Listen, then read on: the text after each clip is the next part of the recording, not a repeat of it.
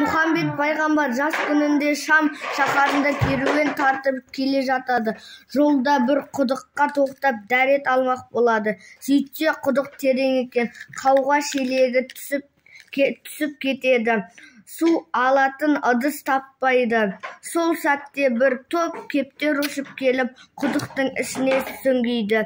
Тамағына су толтырып шығып, пайғамбардың қолына тұмсығымен су құйған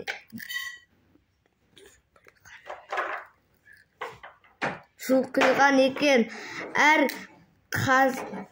қасірет дәрет алып болғанша кептерлер легімен су әкеліп тұрыпты. Пайғамбар кептердің осы ісіне риза болып, қанатына құт дарысын, сені нақақ өлтірген адамның жүзін ақиретке от қарысын деп бата береді. Осыдан бастап кептер шатырға ұя салса, құт келеді. Кептердің ұясын бұзған адамның отауына жұт келеді деген тәмсіл тарапты.